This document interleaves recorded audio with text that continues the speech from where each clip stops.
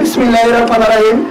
আমরা যে শান্ত করব ইনশাআল্লাহ, আমরা এই কর্মসূচি ইনশাআল্লাহ দিয়ে আছি, ইনশাআল্লাহ আমরা কর্মসূচি পালন করতেছি।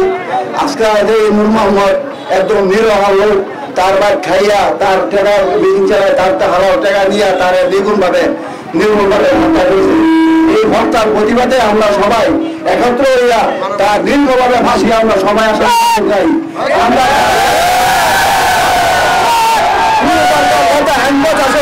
কোন গাদ্দারি না করে যাতে নিরহ মানুষ ঠিক মতন বিচার পায়, যাতে শিখতে হয়।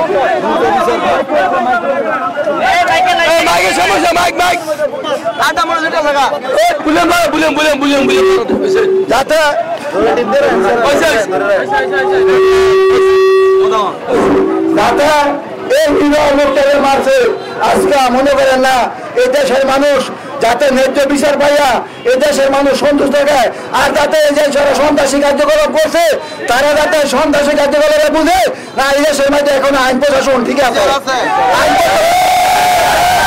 প্রশাসনের দ্বারা যাতে আমরা এই এলাকার মানুষ খুশি থাকি, এই যাতে এই এলাকার জনগণ সবাই খুশি থাকে।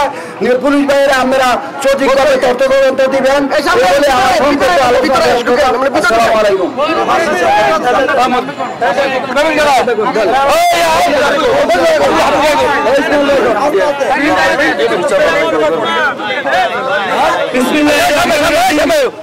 বিসমিল্লাহির রহমানির রহিম। সকালে ইউনিয়ন 4 নং ওয়ার্ডের মোহাম্মদ উন্নয়নকে গভীর রাতে নির্মমভাবে তাকে হত্যা করা হয়েছে। যারা মানুষ খুন করে তারা মানুষ নয়, তারা জানোয়ার। এই জানোয়ারের কোনো পরিচয় নাই। আমাদের আজকের মানববন্ধ থেকে একটাই দাবি, এই খুনিদের সর্বোচ্চ শাস্তি। আমরা একটা কথা বলতে চাই, এই খুনিদের পক্ষে যারা সাফাই গাবে তাদেরকে ওই কারণে ইউনিয়ন থেকে অবাঞ্ছিত ঘোষণা করা হবে। কোন খুনিস্তান এই কারণের মাটিতে হবে না। খুনির পর্যায়ে একটা, সে খুনি, সে মানুষ নয়, সে জানোয়ার। তাই শাস্তি দাবি করছি। এই বলে আমার বক্তব্য শেষ করলাম।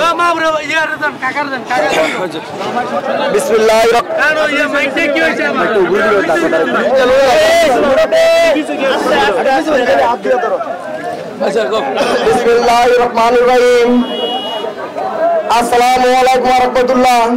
আমার বাগিনা নূর মোহাম্মদ এমন একটা ভালো মানুষ ছিল, এই দেশের মধ্যে কোনোদিন কোনো জায়গার মধ্যে কোনো গ্যাঞ্জাম করে নাই, কোনোদিন টাকা পয়সা লেনদেন করে নাই। আর যেই যারা ফাঁসি যারা খুন করেছে এখনো কিছু লোক বাইরে রয়েছে। হ্যাঁ, আর রবিন 4 নম্বর আসামি করেছে, যে ষড়যন্ত্র 1 নম্বর আসামি 4 নম্বর করেছে। এটাও আপনার কাছে বিনীত অনুরোধ করি, এইটা বিচারে দেখেন। অনেক ষড়যন্ত্র হইতেছে। আর নিজের কিছু গার্জিয়ান, অভিভাবকের গার্জিয়ান গেলি প্রত্যেক দিন থানায় যায়, হেরা কেমনে থানায় যায়, এটা আমার কাছে বিনীত অনুরোধ। আমরা এটা দেখেন, আমরা এরা বংশগত খুনি, আর গোষ্ঠীর মধ্যে যতটি খুন হয় শুধু আগবাই থেকে খুনগুলি হইতেছে। আমাদের 4-5টা খুন হয়েছে আমাদের। তো বিনীত অনুরোধ, হ্যাঁ, জেলা প্রশাসকের কাছে আমার আকুল আবেদন, এই খুনের বিচার অবিলম্বন আমরা সবাই ফাঁসি চাই। হ্যাঁ, দ্রুত ফাঁসি চাই। আর যারা বাইরে আছে আগরে দ্রুত গ্রেপ্তার চাই। আমরা এই বলে আমার বক্তব্য শেষ করলাম। আল্লাহ হাফেজ।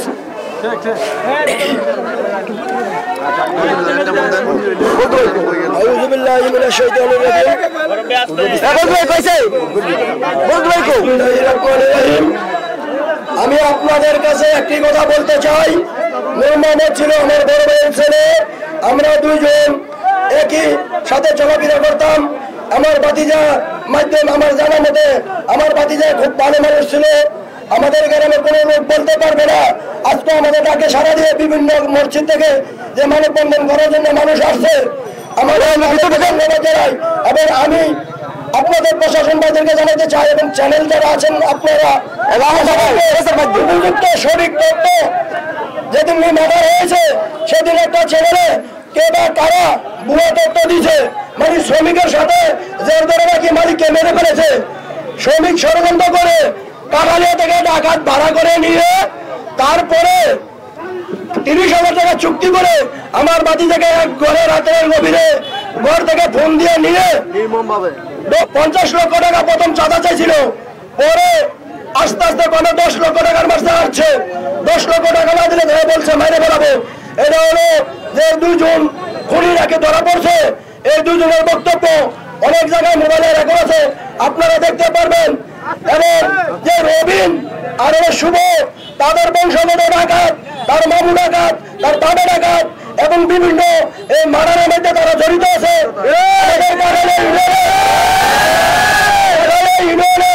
বিগত আরো 5-6টা মার্ডার হয়েছে, প্রত্যেক মার্ডারে তাদের বংশের একজন না একজন থাকে। তাই আপনাদের দৃষ্টি আকর্ষণ করছি, আমি তার কাকা হয়ে আমার ভাতিজা যারা এখানে মারছে, ষড়যন্ত্র করে খুন করছে, তাদেরকে যেন সর্বোচ্চ ফাঁসির দড়িতে আমরা দেখতে চাই।